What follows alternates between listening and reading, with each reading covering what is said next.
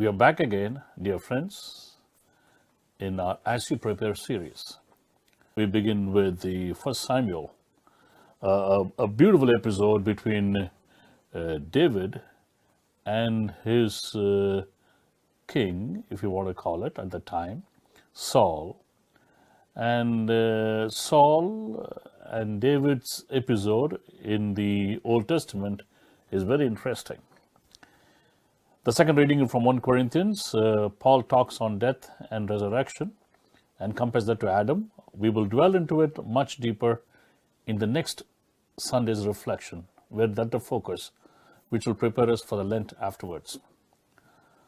The Gospel reading, as I told you, continues with the Beatitudes, the Sermon on the Plain, how Luke draws it out for ourselves.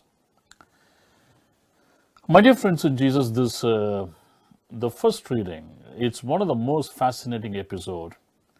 How Saul becomes jealous of his own protege, David. And David is led down by Ziph. Ziph is one of his co-companions in his kingdom of Judah. Keep in mind, Judah, the southern kingdom, is where David built his temple. Okay, I need to correct myself.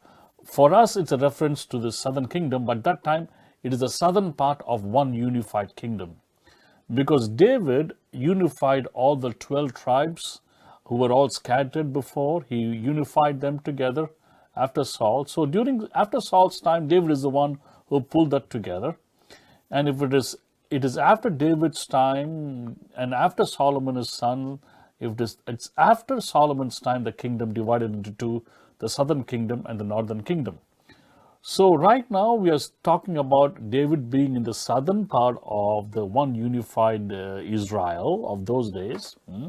And in that southern part of Israel, one of his co-companions in Judah has betrayed him. And so David is now an outlaw.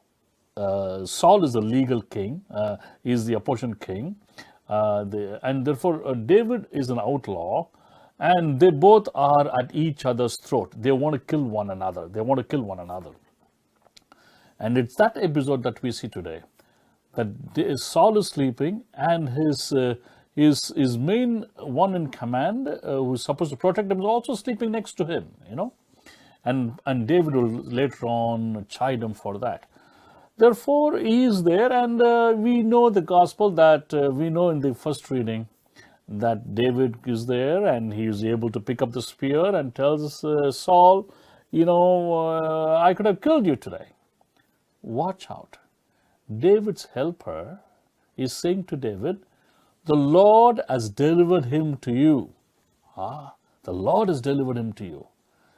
If David had listened to that, David couldn't. David shouldn't. He says, no, the Lord is not telling me that. You are telling me that. Because what my Lord tells me is not just to love someone, but I'm so religiously committed to my God that this man is an anointed person of God. I cannot touch him. So David's obedience to God is the reason that he doesn't touch Saul and murder him and kill him that day. But even afterwards, sadly, Saul doesn't reconcile with David very well. It happens, but there's a touchy feeling and they go away. And that is where our discipleship in Jesus comes to the fore of the Sermon on the Plain. Remember, last week I told you, the Beatitudes of the blessedness of a disciple has to move towards love and not judging each other and embracing all. It is that example that we see in David and Saul. The David and Saul, how David can love his enemies even after all that happens. The irony of the whole thing is, David is the closest friend of Saul's son Jonathan. They are in great love with each other. They are one of the greatest fascinating friendship in the Old Testament. And therefore, in the complexity of human relationships, my dear friends, what is important is in our daily behavior for a disciple to recognize this complexity of human relationships, human interactions and all that. how we need to be careful as a disciple of Christ in embracing all and not judging people, but loving especially those whom we have no reason to love, to accept those people whom we don't have the reason to accept, to forbear one another, to love one another. Let us keep to that trend this week as we let the Sermon on the Plain of Jesus minister to us and the example of David encourage us. We step into next week before we move into Lent. My dear friends, with this preparation, listen to what my priest brother and my brother deacon say in your weekend liturgy. Because during the weekend liturgy, my dear friends, especially when God's people are gathered together, however the bad the sermon could be, there will be something for you because you have prepared. And you have prepared for God's word, God will speak to you. Have a wonderful week ahead. God bless you. And God be with you and your families.